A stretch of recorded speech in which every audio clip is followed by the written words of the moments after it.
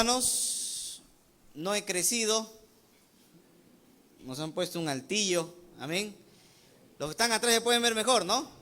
Amén. Amén. Y también los puedo ver mejor.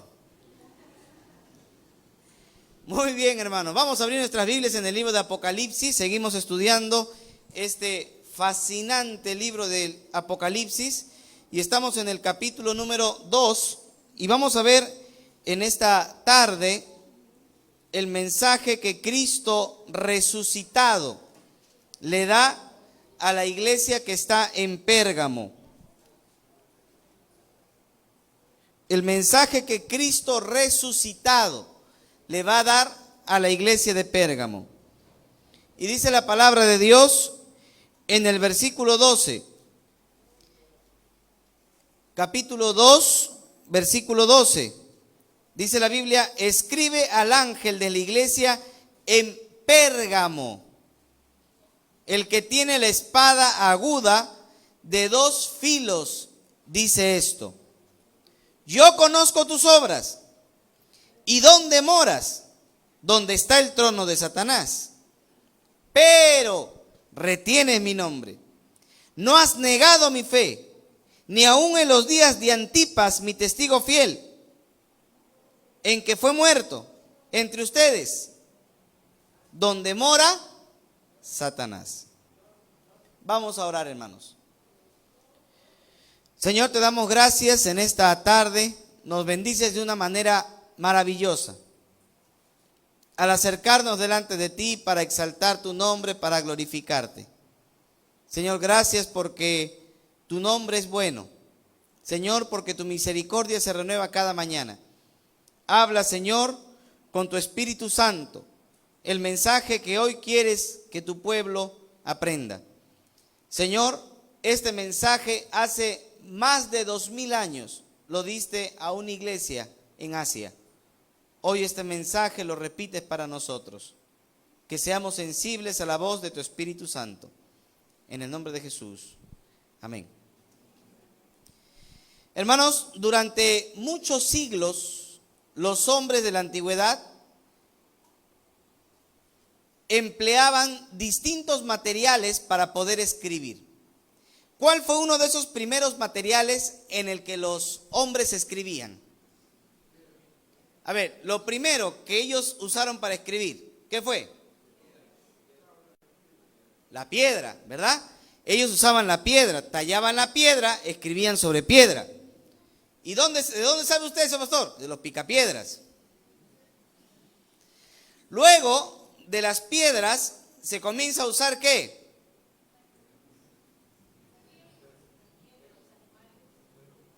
La arcilla.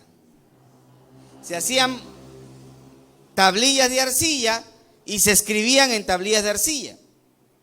Hasta que allá en Egipto habían unos juncos, unas cañas grandes que crecían en la ribera del río Nilo, y esas se cortaban y toda la membrana que tenía dentro de estas cañas se las desgajaba y comenzaba a cortarse en tiras largas y se dejaba secar al sol.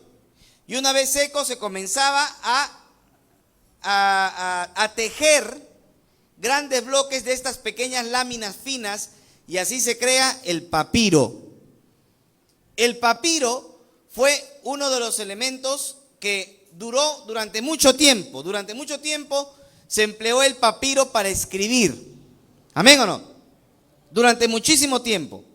Se extraía de la médula de los juncos, se cortaba en tiras, se prensaba, se suavizaba y así se obtenía el papel de papiro. El problema con el papel de papiro era que era un material muy frágil. Y como era un material frágil, la información con el tiempo terminaba perdiéndose porque el papel de papiro rápidamente se desintegraba. 300 años antes de Cristo aproximadamente, el rey de la ciudad de Pérgamo,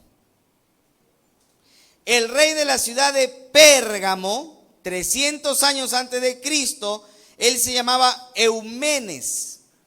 Él estaba interesado en hacer una biblioteca en Pérgamo. Hasta ese momento, la única biblioteca famosa del mundo antiguo. A ver, ¿quién sabe cuál era la biblioteca más famosa del mundo antiguo? La de Alejandría. Alejandría era una ciudad que estaba al norte de Egipto. Y allí el rey Ptolomeo tenía una gran biblioteca, que era la biblioteca de Alejandría. ¿Amén o no? Pero el rey de Pérgamo se había dado cuenta que en Alejandría había una gran cantidad de biblioteca con una gran cantidad de información. Así que lo que él quiere hacer es reproducir esta misma biblioteca, pero allá en Pérgamo. ¿Y sabe lo que hizo? Hizo lo que hace un empresario hábil cuando ve que hay un buen administrador. Lo que hizo fue persuadir al bibliotecario de Alejandría para que fuera a Pérgamo a trabajar con él. ¿Se da cuenta? Va, lo contrata, le dice, por favor, tienes que ayudarme, yo quiero hacer una biblioteca mejor que la de Alejandría. Y como tú eres bibliotecario allí, ¿quién mejor que tú? ¿Amén o no? Sucedió entonces que el bibliotecario lo aceptó. Estaba pronto para irse y el rey Ptolomeo escuchó eso. ¿Y qué hizo? Lo metió en la cárcel al bibliotecario por traidor. Y las grandes exportaciones de papiro, que iban desde Egipto hacia el norte hasta Asia, el rey Ptolomeo lo prohibió. Así que ya no exportaban papiro, ya no había dónde escribir. Y el sueño dorado del rey Eumenes, del rey de Pérgamo, de tener una gran biblioteca, se fue al tacho de la basura porque no podía escribir. Es más, nadie podía escribir, todos habían sido castigados. ¿Por qué? No había papel donde escribir. El papiro, era el último grito de la moda. No iban de nuevo a estar con su cincel, pues hermano, escribiendo, ¿sí o no? Entonces por allí, en Pérgamo, a alguien se le ocurrió coger el cuero de los animales. ¿Sabe lo que es el cuero de los animales, no? Cogió la piel de los animales, la limpiaba, la encurtía, la dejaba secar al sol, la hacía en láminas. ¿Y sabe cómo se llamó eso? Pergamino. Y se llamó pergamino porque venía de Pérgamo. ¿Amén o no? Se llamaba pergamino porque venía de la famosa ciudad de Pérgamo. Mire, con los años el papiro dejó de usarse porque era frágil, pero el pergamino se usó mucho más tiempo. Hermanos, evidentemente Pérgamo era una ciudad muy famosa, porque se había hecho famosa por su ingenio a la hora de producir hojas de pergamino, que ocupaba un lugar único en toda la región de Asia. Estrabón, un antiguo historiador griego del siglo I, no por cualquier cosa llamaba a Pérgamo la ciudad ilustre de todo Asia, la más importante y famosa. Plinio, un historiador romano del siglo I, dijo que la ciudad de Pérgamo era la más famosa de su época. Se debe esto a que cerca de 400 años la ciudad de Pérgamo había sido la ciudad capital de toda la región de Asia, Asia Menor. O sea, aún desde la época de los griegos, pasando a ser una provincia romana, siempre Pérgamo fue la ciudad capital de toda la región. ¿Amén? Así que era una ciudad muy importante, muy famosa.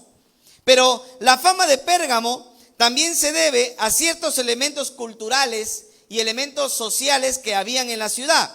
Por ejemplo, en Pérgamo, luego de la invención del pergamino, se descubrió una biblioteca. La arqueología descubrió una biblioteca de no menos de 200,000 rollos de pergamino. Imagínese usted, 200,000 rollos de pergamino con todo tipo de información.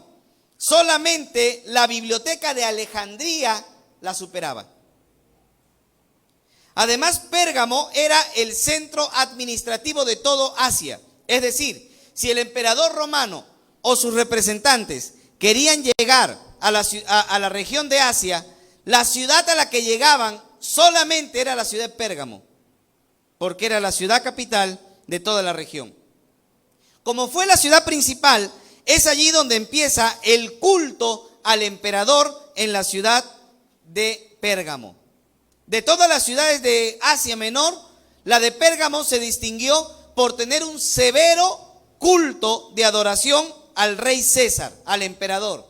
De tal manera que el César era el Kyrios, era el Señor. Hermanos, y en Pérgamo se obligaba a que todos adoraran al César, declarando que César era el Señor, era el Kyrios. Esto para un cristiano habría sido una blasfemia, porque los cristianos sabemos que Jesucristo es el Señor.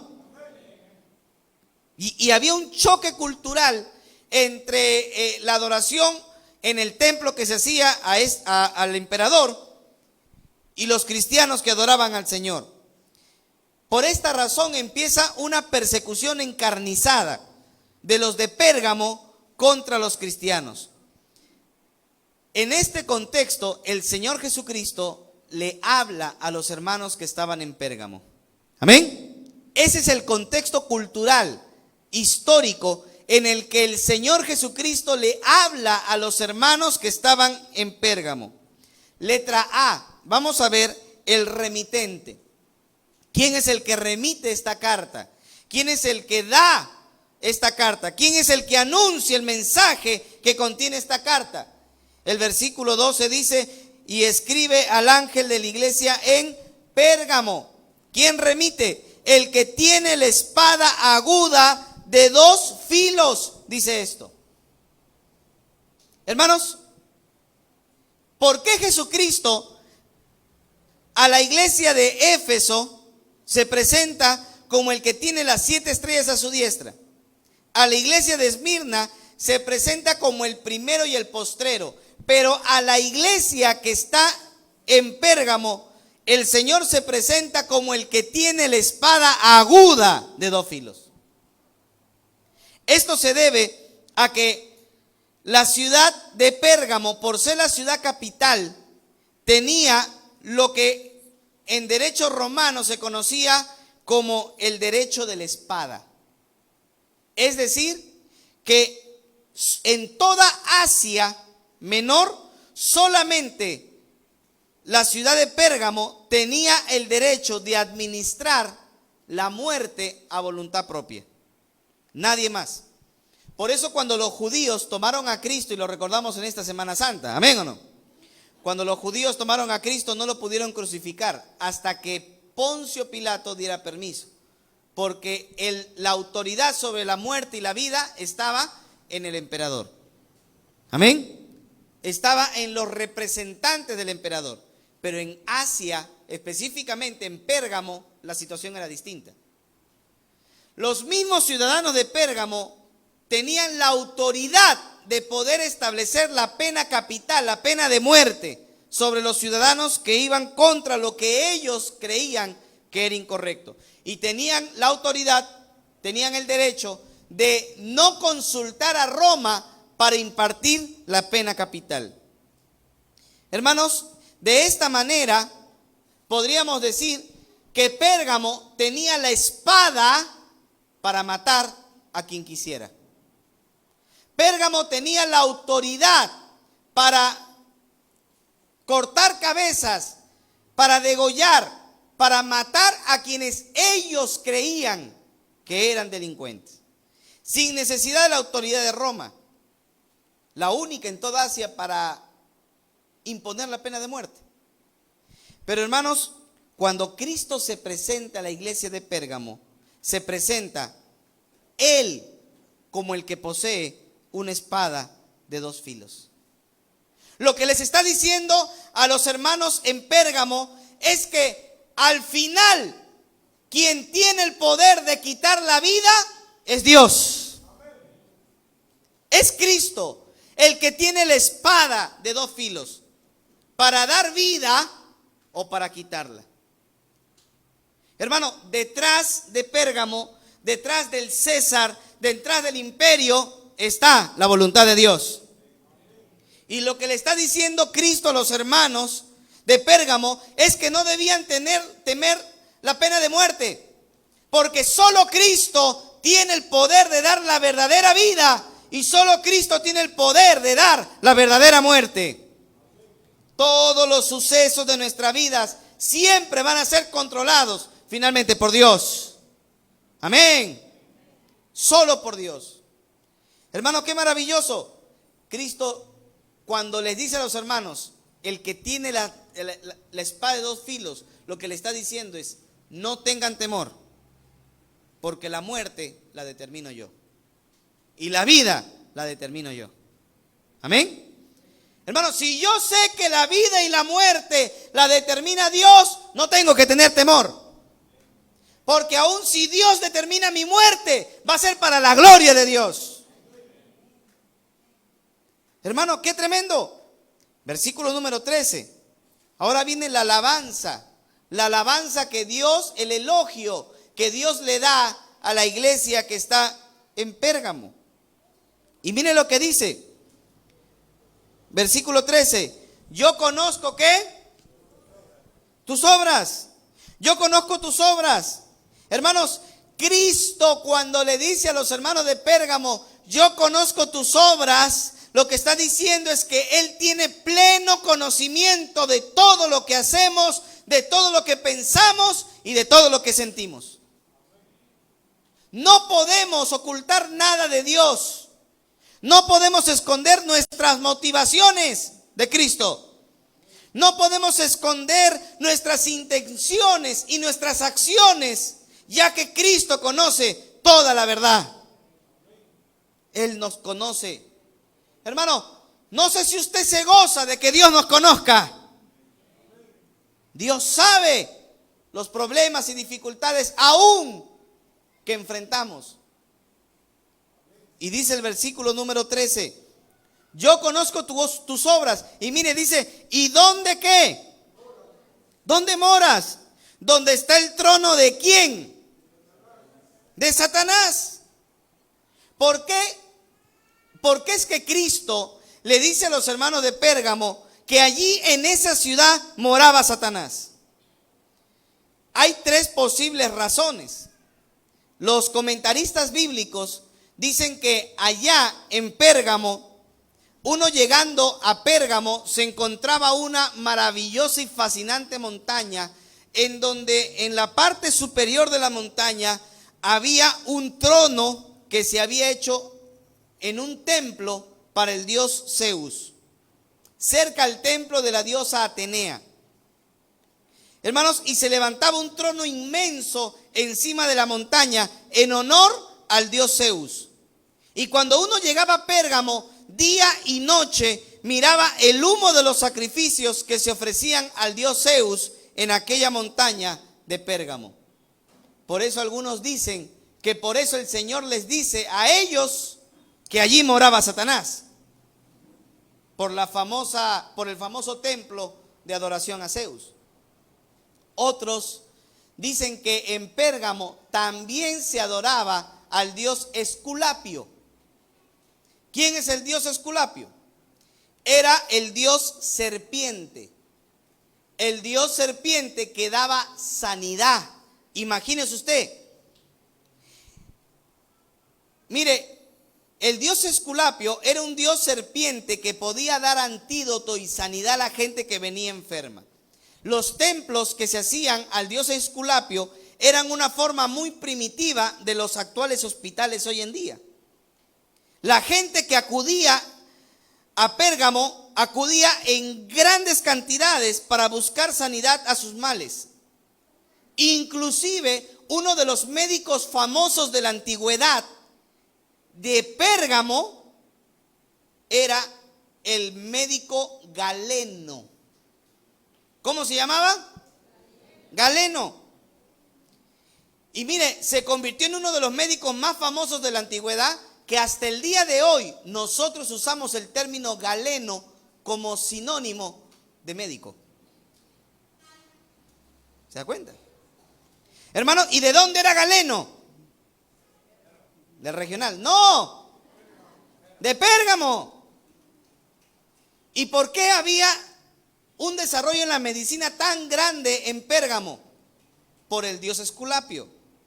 Ellos adoraban al dios Esculapio y buscaban que haya una mejoría en las enfermedades de las personas, de tal manera que los templos se convertían en lugares de sanatorios, en hospitales primitivos. Pero el dios serpiente, a los cristianos, ¿a qué les hacía recordar? La serpiente, ¿a qué les hace recordar?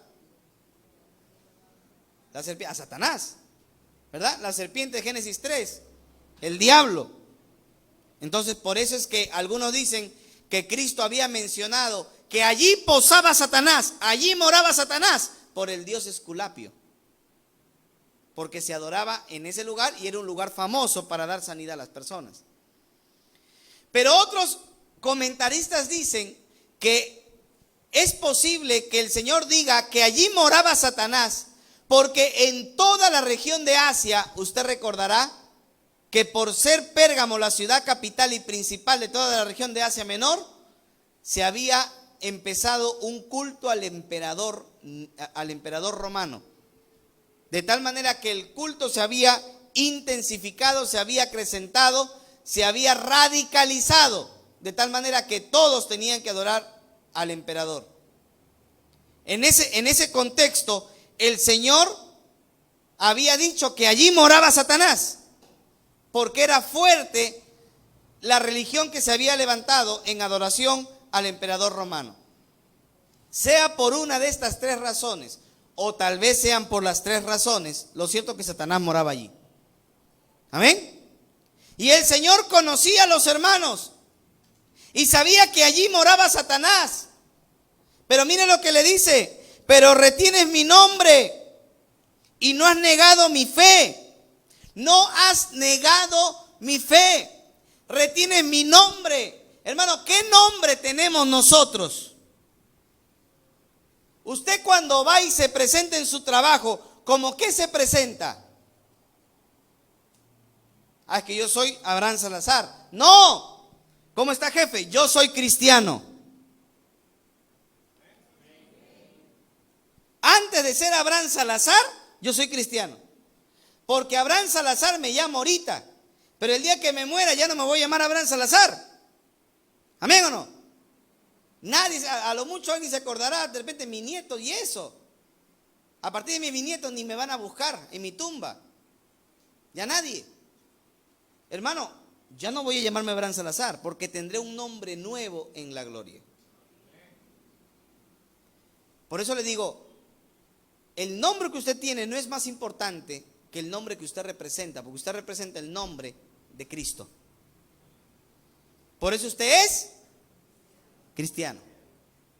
Somos cristianos. ¿Y saben lo que dicen? Los hermanos en Pérgamo se presentaban como... ¿Cómo se presentaban? Como cristianos.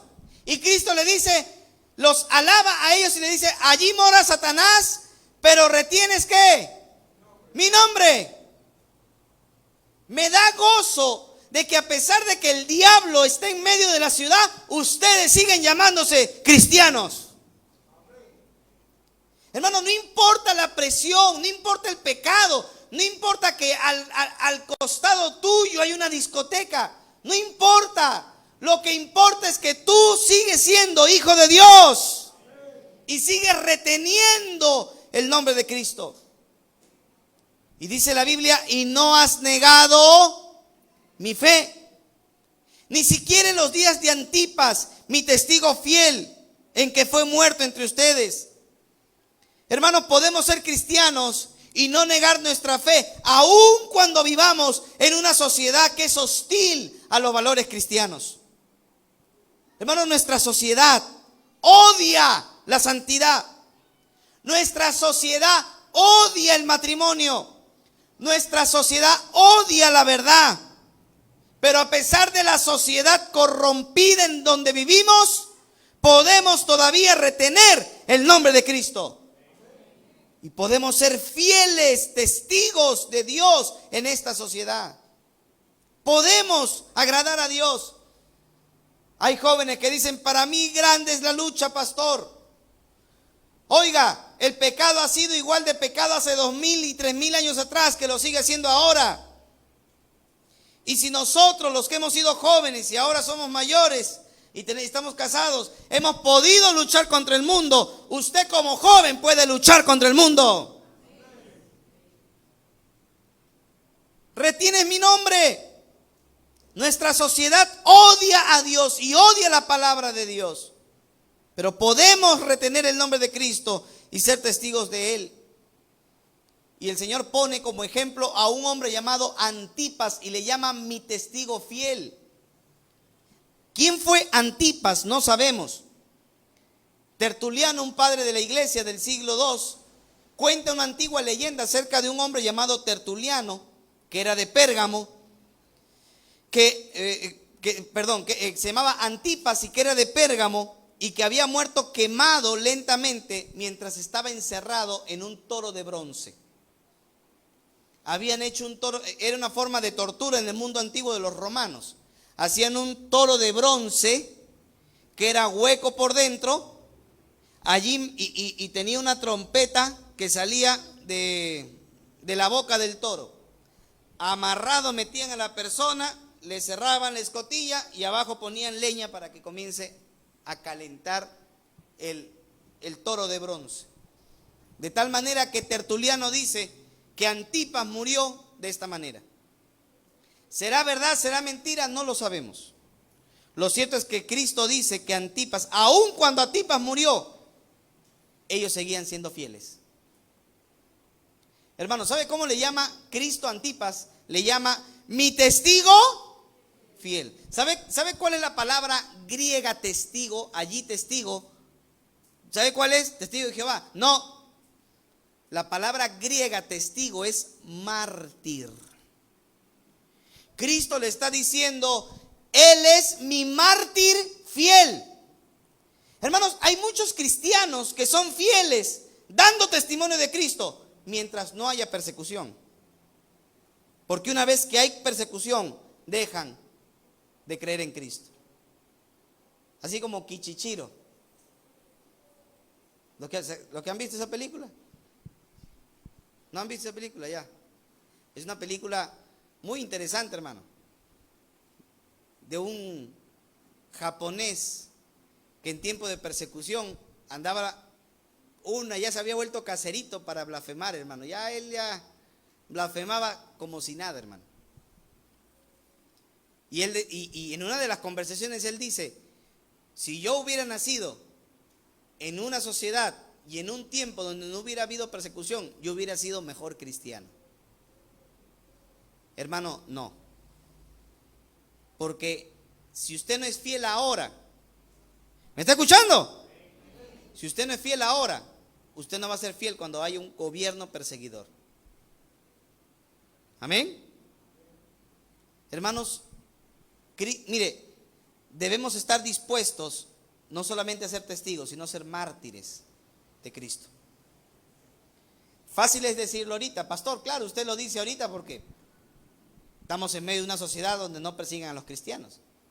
¿Cuántos de nosotros realmente vendríamos a congregar si persiguieran a los cristianos? ¿Cuántos de nosotros, hermanos, si viene un gobierno, y ya lo vamos a ver?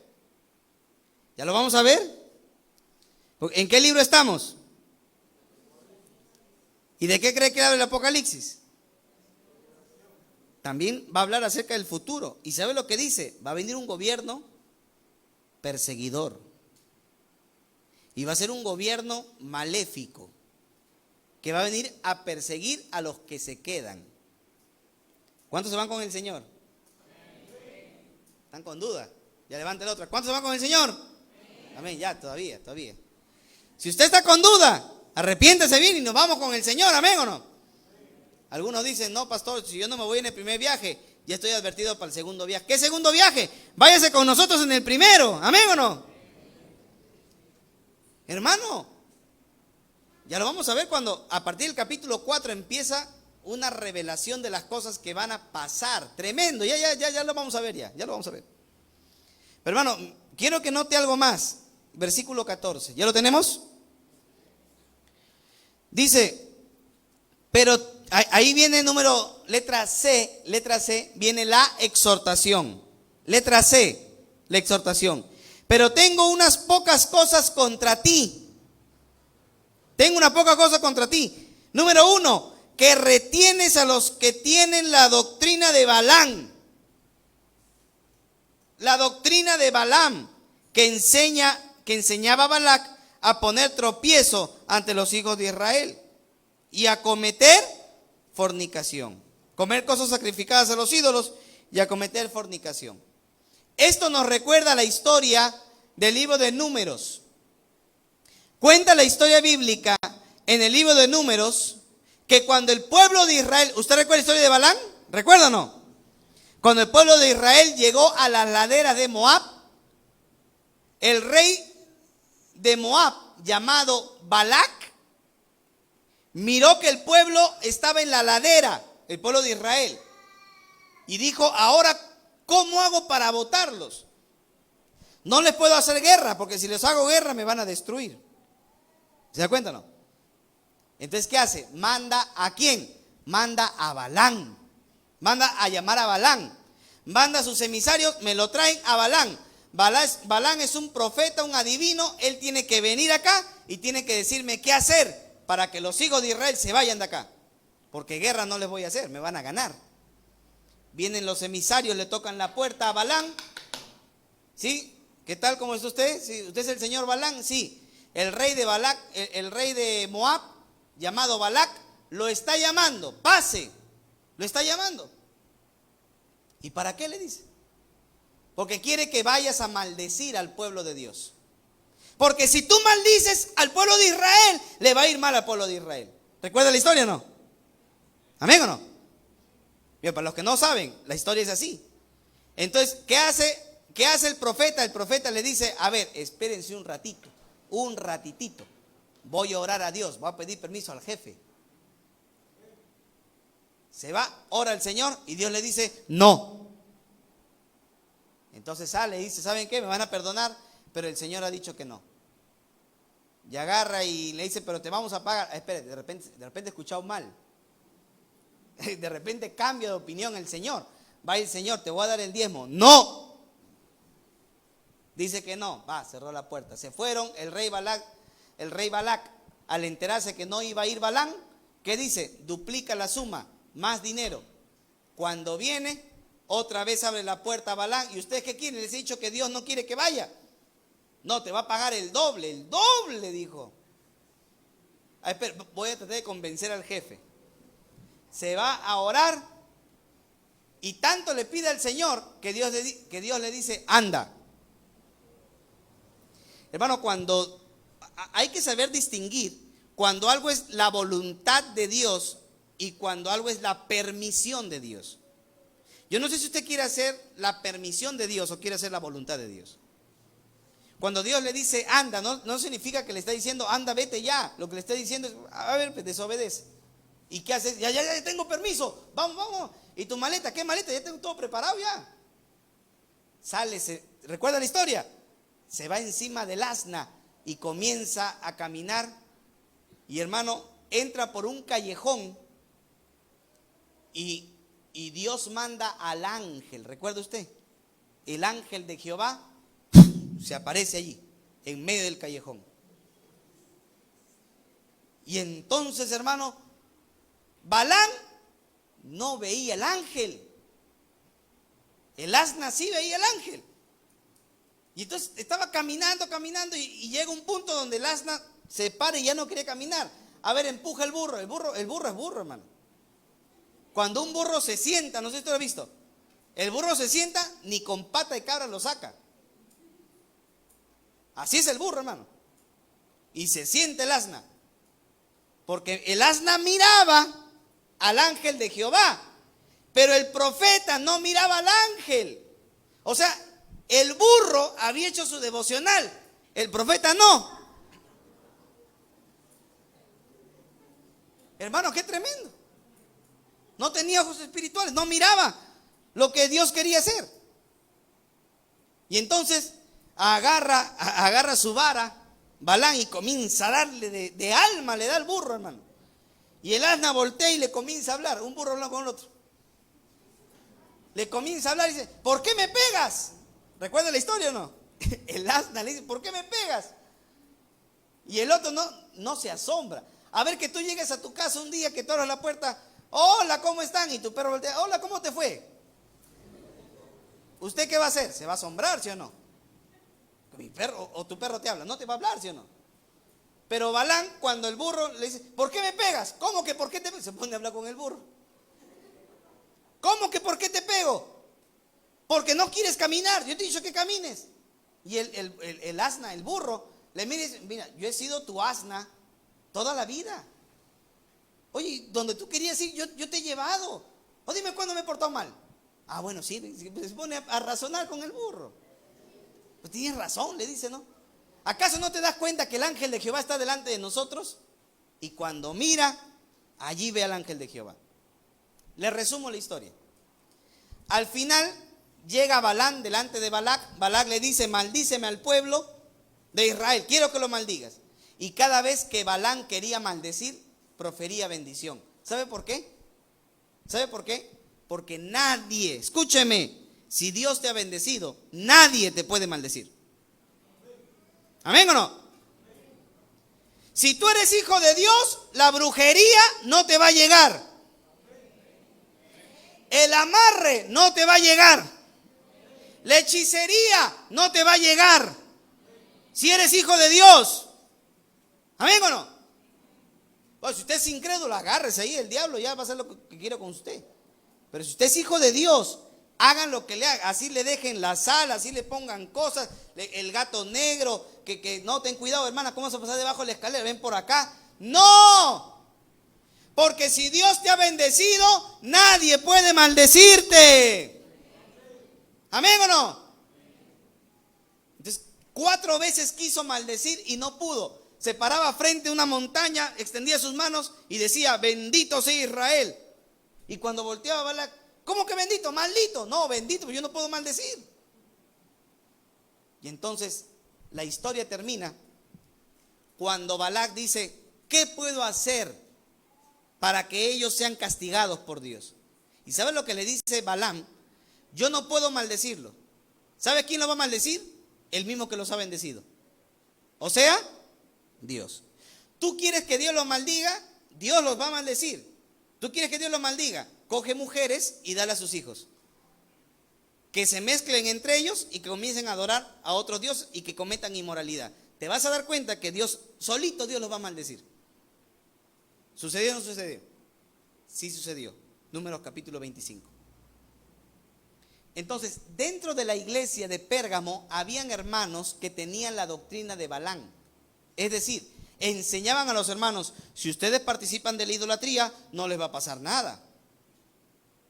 Eso es lo que le estaban diciendo. Pastor, ¿y podré irme un ratito nomás a ver al señor de Lurén? Ahora que va a salir 10 de la mañana, pastor. Amén, ¿cómo que amén? Pastor, es que por la familia, pastor. ¿Cómo te vas a meter a una guarida de demonios? ¿Amén o no amén?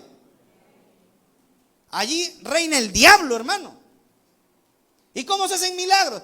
Pastor, ahí se hacen más milagros que aquí en la iglesia. Porque el diablo también tiene poder para confundir. Hermano, tengamos cuidado.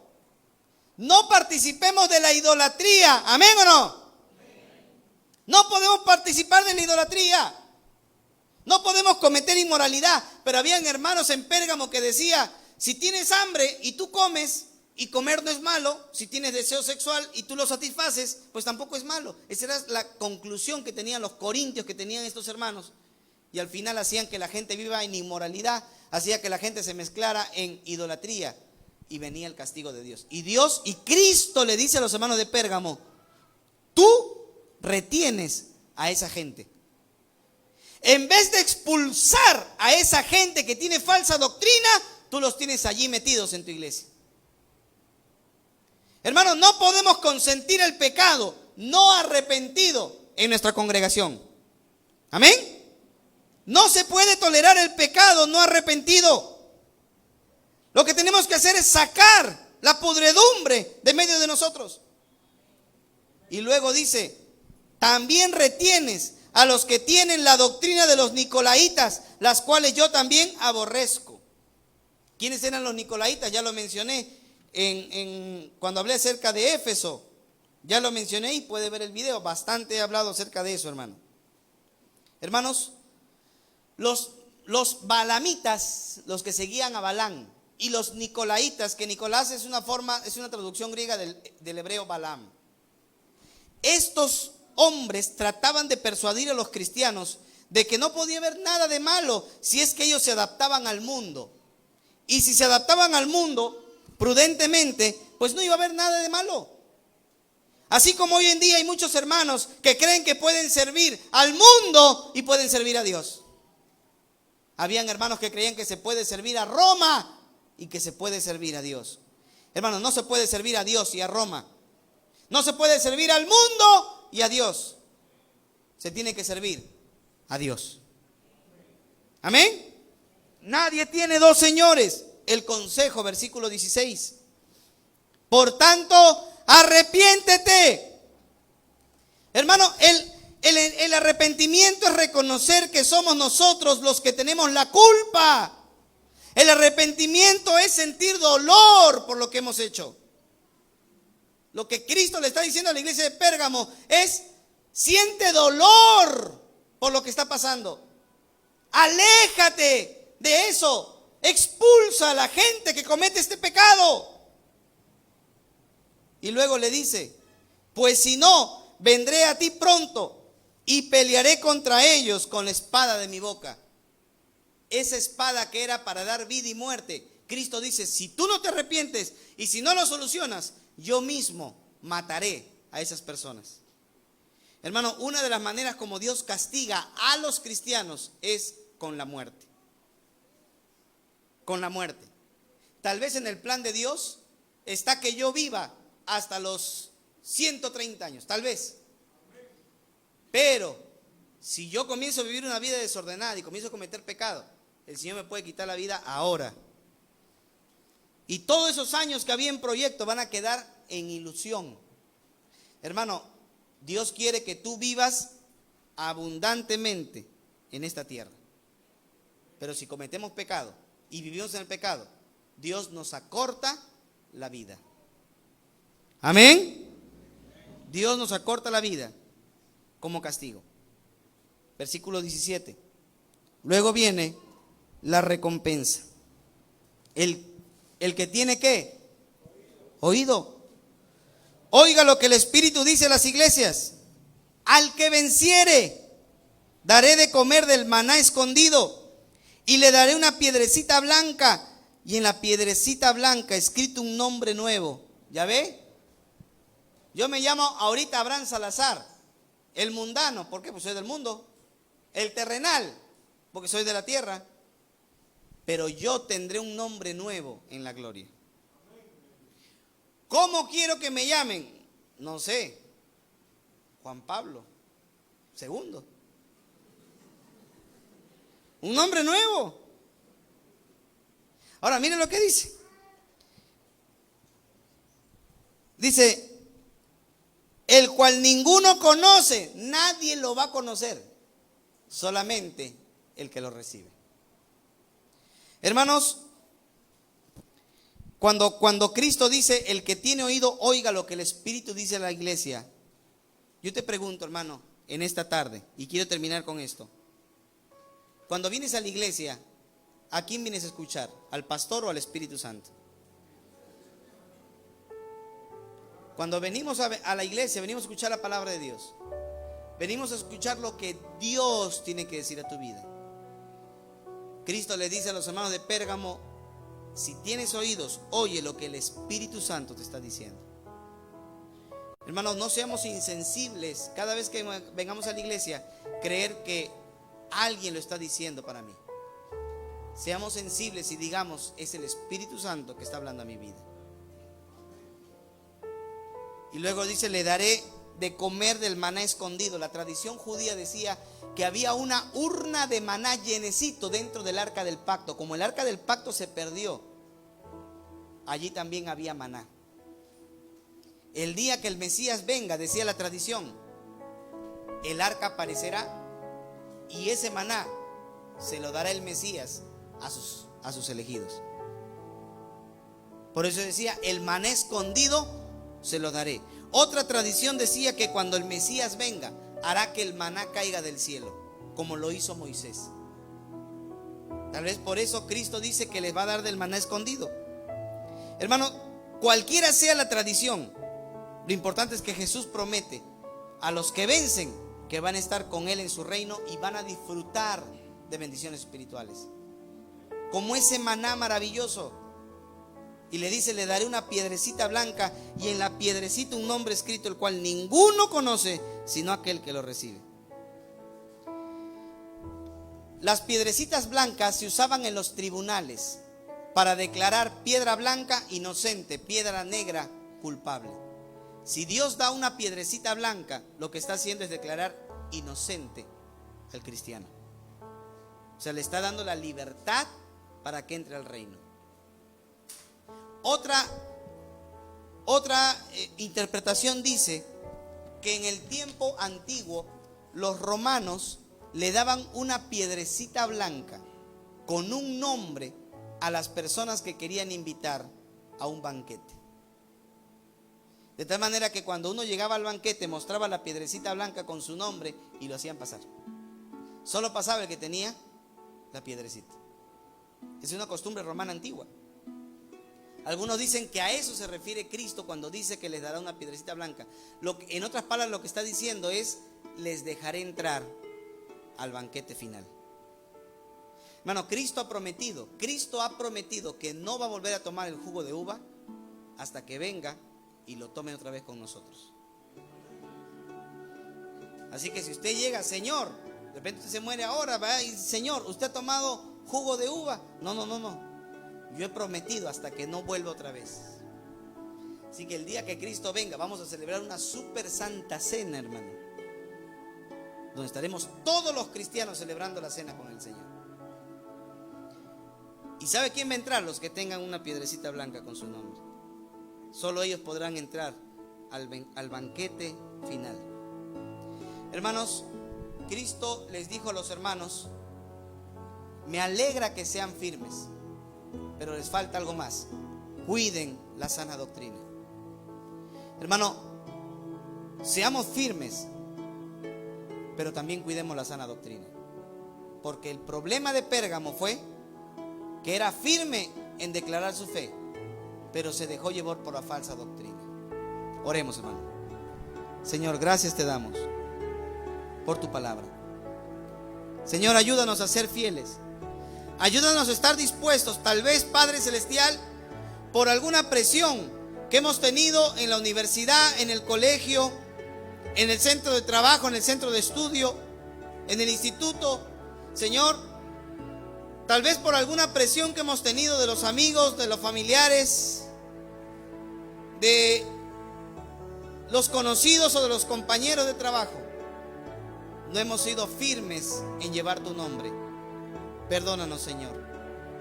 Perdónanos. Todos orando al Señor.